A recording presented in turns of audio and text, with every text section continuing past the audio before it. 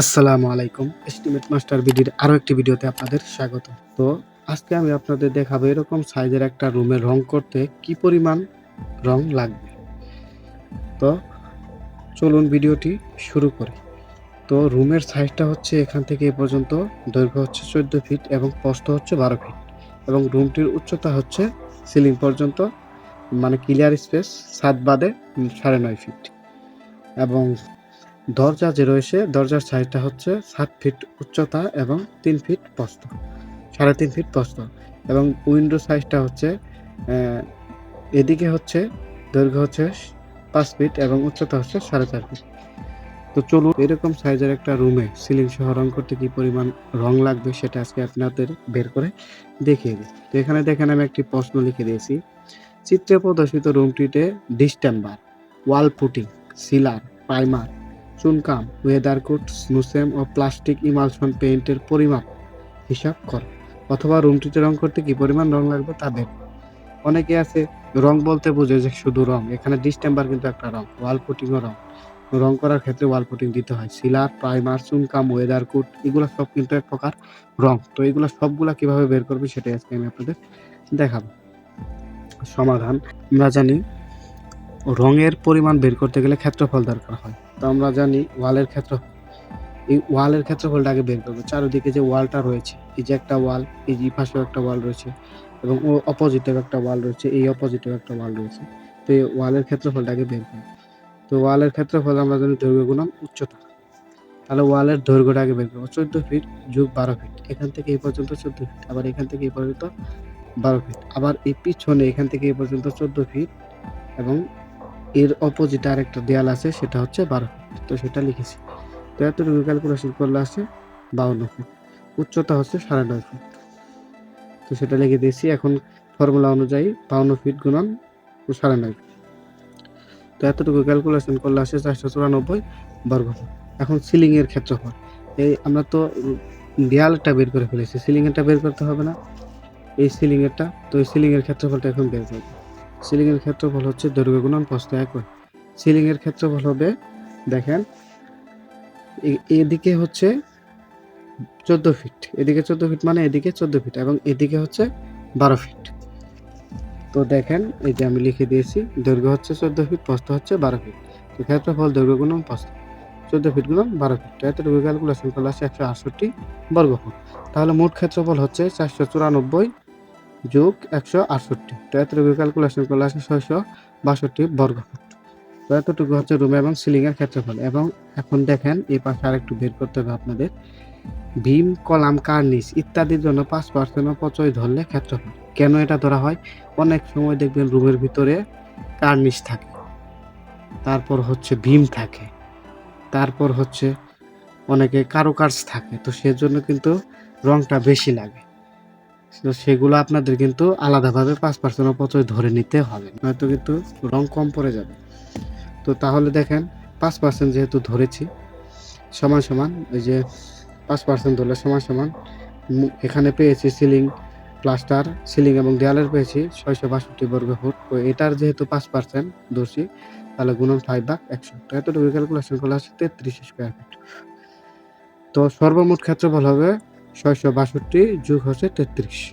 তো এতটুকু ক্যালকুলেশন করলে আসে 695 বর্গ ফুট। তো তাহলে আমাদের মোট কাজের পরিমাণ হচ্ছে 695 বর্গ ফুট। তো এতটুকু জায়গায় রং করতে হবে। তাহলে দেখেন, নতুন ওয়ালে 1 কেজি সিলার দিয়ে কভার হয় 100 থেকে 120 বর্গ ফুট জায়গা। এই সিলারটা কি? সিলারটা কেন দেওয়া হয়? সিলারটা হচ্ছে মূলত আপনার দেয়ালের ভিতরে যদি নুনা বা ড্যাম্প থাকে, এটা দিয়ে যদি আপনি রং দেন তাহলে কিন্তু ওই ড্যাম্পটা আর দেয়ালের বাইরে চলে আসতে পারবে না, তাহলে কিন্তু আপনার রংটা উঠবে না। অনেক ক্ষেত্রে দেখেন রং চটির মতো উঠে যায়, তারপরে ফুসকি পড়ে, এরকম কিন্তু হবে না, যাকে ব্লিস্টারিং বলা হয়। তো এই সিলার যদি আপনারা ব্যবহার করেন তাহলে সেটা কিন্তু ড্যাম্প প্রুফে মানে ড্যাম্প প্রতিরোধে গুরুত্বপূর্ণ ভূমিকা পালন করে। নোনা থাকলে সেটাকে ধ্বংস করে দেয় এবং যদিও থাকে তাহলে সেটা বাইরে বের হতে দেয় না, সেজন্য সিলার দেওয়া হয়। রং দেওয়ার আগে সিলার দিতে হয়। তো এই সিলার আপনারা যখন ব্যবহার করবেন নতুন ওয়ালে, সেটা 1 কেজি দিয়ে 100 থেকে 120 বর্গ ফুট জায়গা কভার হবে। এই যে দেখুন 1 কোটে, 1 কোট বলতে এক প্রলেপ দেওয়ার জন্য 1 ফুট বলতে এখানে এই যে এইদিকে এক দাগ দিলেন, একবার রং দিলেন, পরবর্তীতে এইভাবে আরেকবার রং দিলেন, তাহলে হচ্ছে 1 ফুট। এই 1 ফুটের জন্য 100 থেকে 120 বর্গ ফুট জায়গা কভার হবে 1 কেজি সিলার দিয়ে। তাহলে সুতরাং সিলার লাগবে 695 ভাগ 100। আমি 100 ধরে করেছি, যে 100 বর্গ ফুট জায়গা কভার হয় সেটা ধরে করেছি। তো এতটুকু ক্যালকুলেশন করলে আসে 6.95 কেজি, অর্থাৎ সিলার লাগবে 6.95 কেজি। এখন নতুন ওয়ালে 1 কেজি ওয়াল পট্টি দিয়ে জায়গা কভার হয়। ওয়াল পট্টি দেখেন, এই যে এখানে লেখা আছে ওয়াল পট্টি। তো এই ওয়াল পট্টিটা কি? ওয়াল পট্টিটা হচ্ছে দেয়ালে যদি গর্ত থাকে, অনেক সময় দেখবেন দেয়ালে গর্ত থাকে, ইট ভাঙা থাকে, মানে প্লাস্টার করার পরেও কিছু কিছু ক্ষেত্রে দেখবেন ফুকর থাকে, তারপর অমসৃণ থাকে। তো সেগুলো ভর্তি করার জন্য এই ওয়াল পট্টিটা দেওয়া হয়, অর্থাৎ দেওয়ালকে মসৃণ করার জন্য। এই ওয়াল পট্টি ব্যবহার করলে রংটা যখন পরবর্তীতে লাগাবেন সেটা শক্ত হয়ে লাগবে এবং মসৃণ হবে, নয়তো কিন্তু মসৃণ হবে না। এটা দিলে দেখবেন যে আপনি হাত দিয়ে স্পর্শ করছেন, আপনার হাত বাজবে না, মানে একদম ফিনিশিং হয়ে যাবে।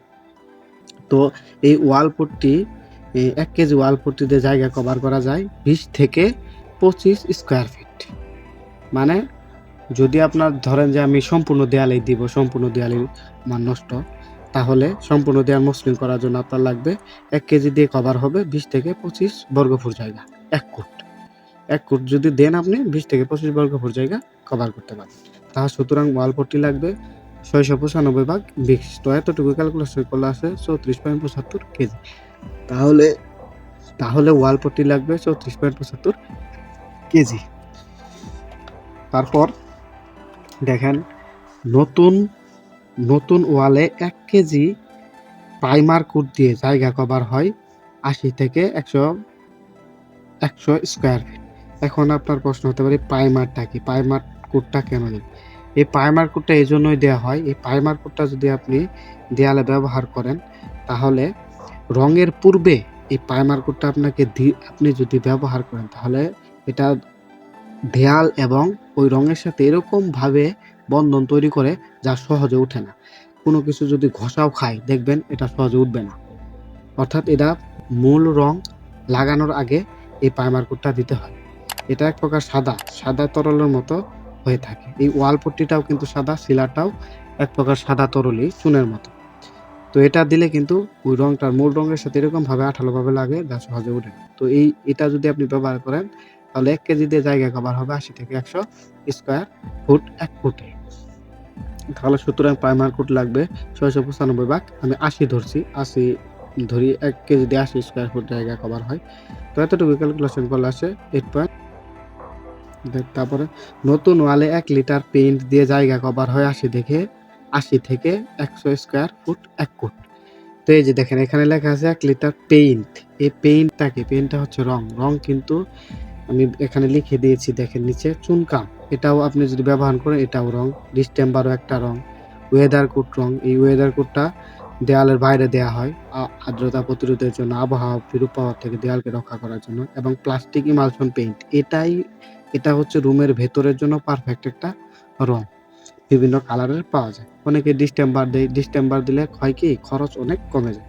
অনেকে চুনকাম দেয়। চুনকাম হচ্ছে ওই যে চুন যে দেয় সাদা জাতীয়, যেগুলা বিভিন্ন স্কুলে দেয়া থাকে, এগুলা হচ্ছে চুনকাম। তো এগুলা হচ্ছে সব রং। এগুলা 1 কেজি দিয়ে আপনি জায়গা কভার করতে পারবেন 80 থেকে 100 স্কোয়ার ফিট 1 ফুটে। তো তাহলে রং লাগবে, দেখেন লিখে দিয়েছি 695 ভাগ 85। আমি 80 100 এর মাঝখানে 85 ধরে করেছি। আপনারা 80-85 ধরেই করবেন। তাহলে এতটুকু ক্যালকুলেশন করলে আসে 8.20 লিটার। তো এই হচ্ছে আনসার। অর্থাৎ এরকম সাইজের একটি রুমে রং করতে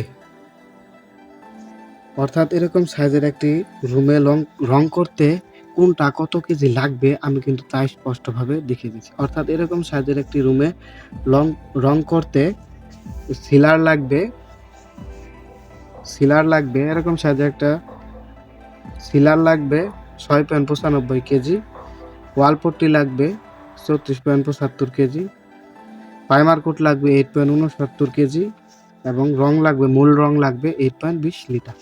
তো এই হচ্ছে মোটামুটি আনসার। তো যারা ভিডিওটি দেখে উপকৃত হয়েছেন তারা আমার চ্যানেলটিকে সাবস্ক্রাইব করে সাথেই থাকবেন, কারণ আমরা প্রতিনিয়ত এরকম ইন্টারেস্টিং ভিডিও আমাদের এই চ্যানেলে আপলোড করতেছি। ধন্যবাদ।